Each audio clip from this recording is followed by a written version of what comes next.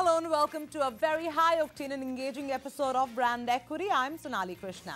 On the show today, we first bring you a very powerful panel of FMCG head honchos and retailers to discuss and debate FDI in retail and its impact on manufacturers. On the eve of India's 64th Independence Day, Brand Equity launches its special initiative. Catch Leo Burnett, Saatchi & Saatchi and Mudra present their ad campaigns. It's a message from the Aam Aadmi or the common man to the government of India and Indian politicians. Well, let's get the show going. The discussion today is on FDI in retail and its impact on FMCG manufacturers.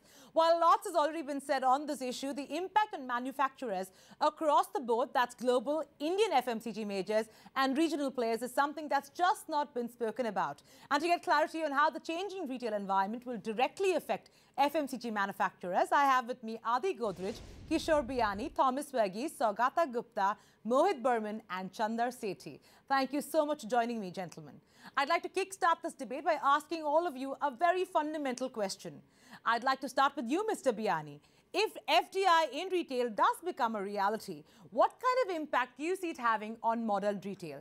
Do you see a sizable increase in modern retail penetration? Today, modern retail accounts for anywhere between 8 to 10%. How much do you see this number going up in the next 5 years? I think the way we look at the consumption growth always grows more than 2 to 3% of the GDP growth. If our GDP continues to grow at around 8%, we'll look at consumption growth in excess of around 10%. And modern retail probably is growing at around 25 to 30%. With FDI coming in, whether this 25 to 30% will become 40%, maybe yes, maybe after a period of time. But we see definitely modern retail taking part in the overall growth in the consumption. And I expect consumption growth also to happen from currently around 10-11% to maybe around 12-13%. Right. Mr. Verghese, I would like to get you in. Are you in agreement with Mr. Biani? I think FDI opening up will bring in much needed funds for expansion really. We should so see this 8-10%, which is really the share of modern trade as a share of the FMCGs today, actually move up to easily 22% in the next 5 years. So it will really accelerate the pace of change. Clearly, the retailers are very optimistic. Let's get Mr. Godrej in. Mr. Godrej, do you share the same optimism? I don't see much of a change. It will be gradual. As of today, in the FMCG sector, the salience of modern trade is only around 6%. It is growing, and it might accelerate a little bit if foreign direct investment is allowed in modern trade, but it won't become very high for quite some time. And your reasons being? Modern retail has difficulty competing with traditional retail. Costs are very high. Traditional retail in India has always been extremely competitive. Also, they provide a lot of services that modern retail cannot provide.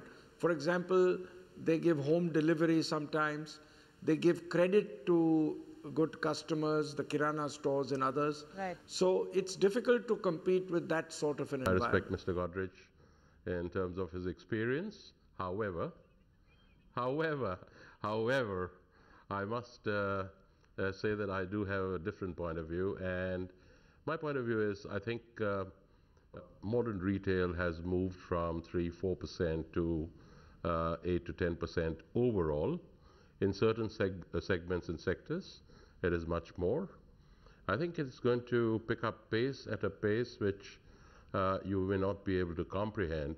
It has happened to other countries. It has happened to China. It's happened to Indonesia. It's happened to Malaysia. I think modern trade over the next 5 years is going to become significant. Now, the question is, what is significant? 7-8% to 20%, is that significant? I personally consider that significant.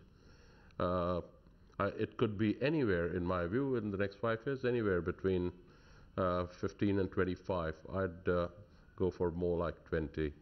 So, Chandar, sticking with you, keeping the popular view in mind that FDI will give modern retail a significant impetus, do you think global giants such as yourselves, HUL and P&G will be the biggest winners, considering that you already have existing global relationships in place with international retailers, plus the clout and the scale?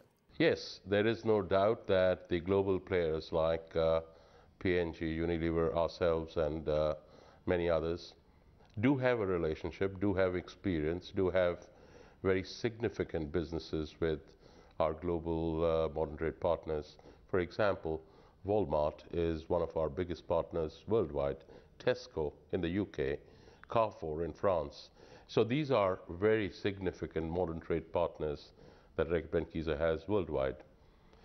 How will it be leveraged? How will it be leveraged by modern trade themselves and by suppliers and companies like us, is how the relationships will evolve in these parts of the world.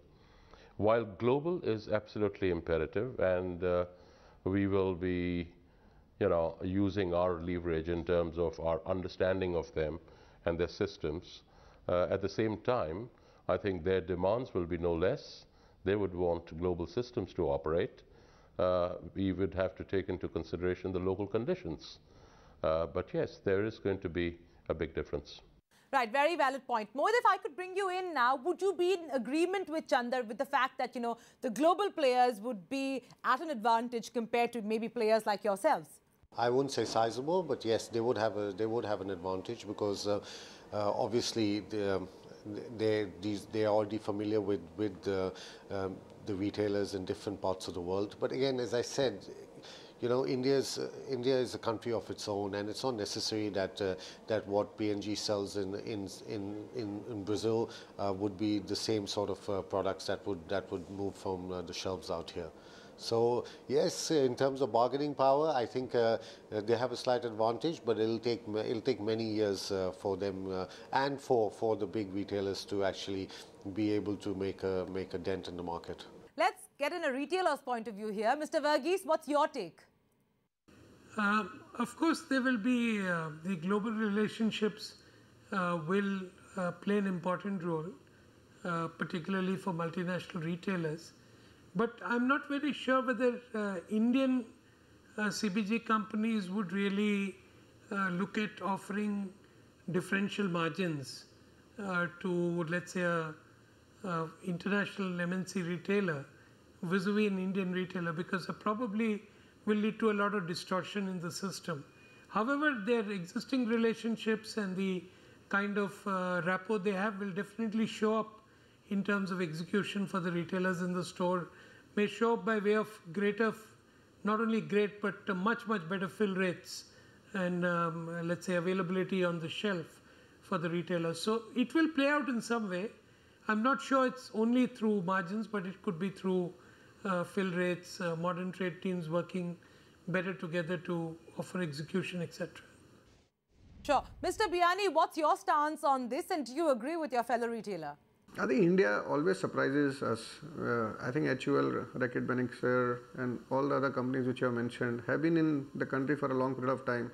Total FMCG business is not more than 25 billion in this country. I think they have not worked enough hard to increase the size of the market. They have been working in their categories. Yes, a lot of successes have been achieved recently in terms of their specific thoughts on which they are working. We believe in India we need more categories. We need to get more deeper and deeper. So I see emergence of a lot of new companies and a lot of Indian companies will have a good chance to market their products also through this international players. And the current companies also would get a share because of the size and the scale and the market getting expanded. Well, on that note, let's take a quick break. On the other side, we'll analyze FDI in retail's impact on the Indian FMCG players and the regional FMCG companies. Stay with us.